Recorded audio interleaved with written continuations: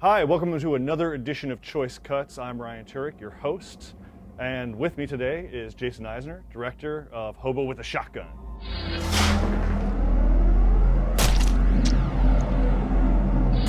Hobo with a shotgun.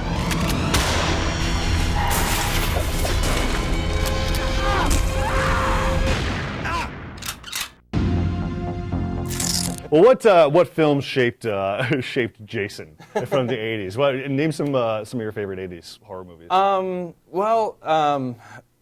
Like just like '80s like genre movies. For me, like my favorite movie of all time is The Warriors. It's not necessarily a horror movie, but that's my favorite movie of all time. Just when I was in college, I can remember like a moment in my life where I was like, I don't know if the film life is really set out for me. Like I was seeing a bunch of barriers in front of me of like the kinds of films I wanted to make, and like having a hard time making those kinds of movies back home. But then when I saw The Warriors, it just showed me like how cool a movie could be. And when I saw like how amazing that film was and just how cool it was, I thought, man, if it's possible movies can be this cool, then I've got to like fight hard to make that happen. 60,000 soldiers. Now there ain't but 20,000 police in the whole town. Can you dig it? Can you dig it? Can you dig it? Like other 80s genre movies that definitely were a huge influence. Like one of my favorite movies of all time is Return of the Living Dead. Yeah.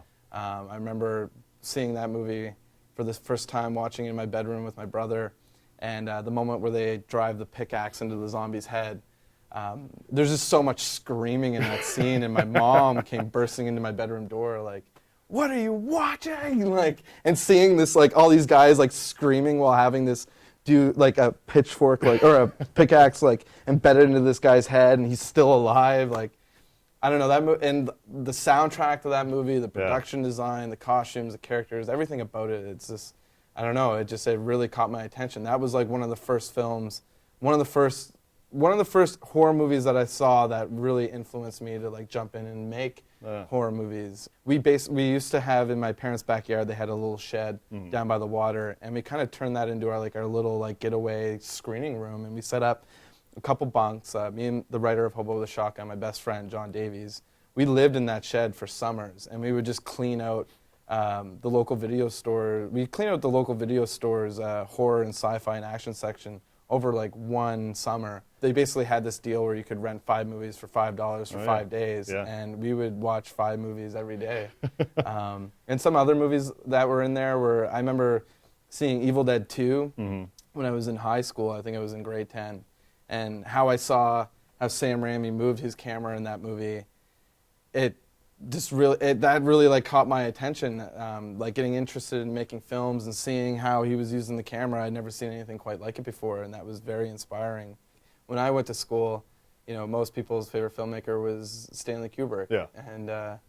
And I love his films, but that wasn't where I was getting my inspiration from. What did your I guess your fellow students think of? I mean, obviously you're genre minded and you like this stuff. I mean, did you? Because when I was in film school, I felt not frowned upon, but like people went, "Oh yeah, that guy likes Evil Dead or Army of Darkness. He's seen Army of Darkness like 50 million times." I mean, did they kind of get that same vibe out there? Not from my fellow classmates. They were always pretty excited that cool. When I was doing things like that. But it was mostly from the faculty of the schools that would give me shit for that kind of stuff. Yeah, I had luckily a teacher, Roy Frumkes, who did Street Trash. Yeah, he had written Street Trash. That's an amazing film. That was he was my beacon. I was like, okay, I'm gonna hang out with you more. Yep. Yeah, and Street Trash, I mean, you can definitely see a lot of that. It's a huge influence. Yeah, absolutely. That's a beautiful film. Yeah. Like just like the look of it, the effects, the characters, it's an amazing world to jump into.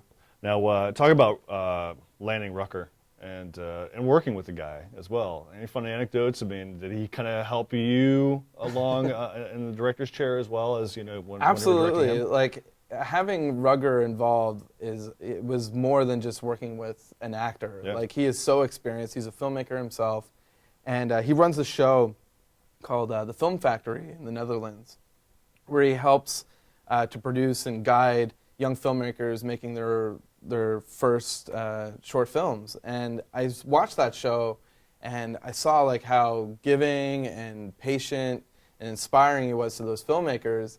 But there was a part of me in the back of my mind was thinking, well, maybe this is just for the show. Like maybe he's putting on a show. Yeah. But when he came to Dartmouth, he was exactly that person. He was awesome. Like, you know, for me, he was my favorite actor growing up. When me and John were in that shed watching movies, he was the first actor that really caught our attention, and we tracked down every one of his films. And for me, the one that really stuck out the most was this movie called The Blood of Heroes. Mm-hmm. It's this Australian film, also called Salute of the Jugger. And I love that film. Like we used to, as kids, we used to try and play that game, even though we could never get our hands on a real dog skull.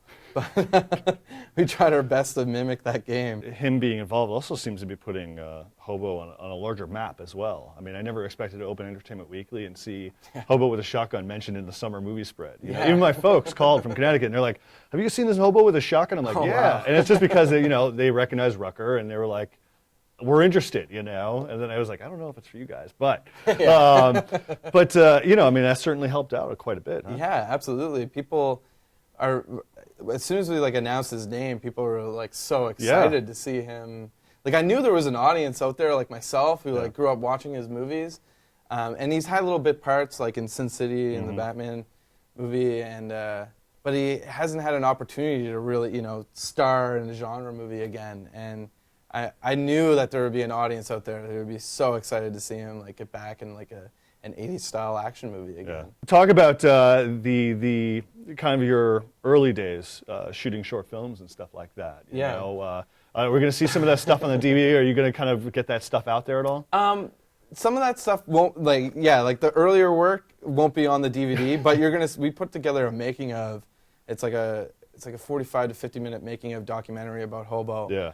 Where in some ways it feels like a lot like those old days of running and gunning and shooting. Like it's very in that same spirit, which is a lot. The making of our movie, I got to say, like I've watched. I'm an avid DVD collector, and I'm a huge fan of extra features and making of docs. Honestly, I think we have one of the most rocking making of documentaries. Like I'm so stoked on it. But like growing up in Dartmouth making films was amazing. Like you could get away with anything like on the streets back home. Like it just wasn't until last year that a cop like started walking the beat in Dartmouth.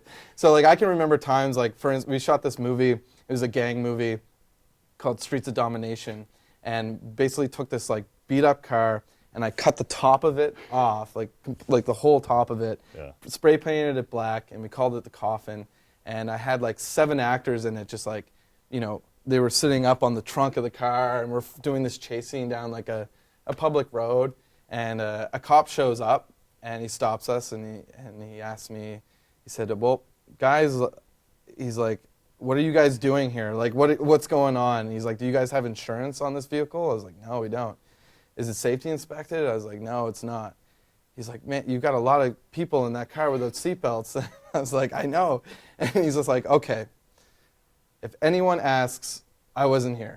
And he drove. And I've had so many moments like that, like growing up making movies, which is awesome. Like usually, like back home, like if you're not like killing somebody or doing drugs and on the street, like cops are stoked to see young kids doing something creative. Yeah, that's cool.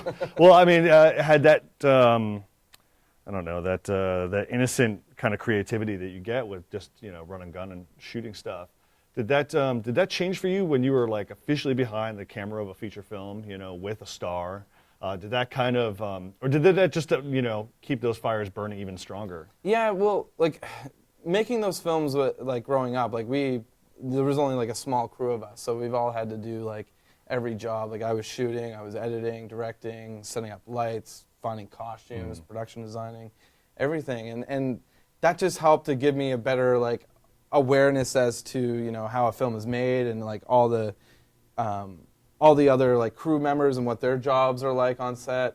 And I don't know, like in some ways, like it definitely felt like the same spirit of making some of those like we were definitely like running and gunning. We were making Hobo with all our friends and the crews I grew up working with. And it definitely had that same spirit. Like we were definitely going out and stealing locations. Like I would grab Rugger and say, we're going to run up the street and steal a location. Be like, yeah, I'm totally down. He's stoked on that. Yeah.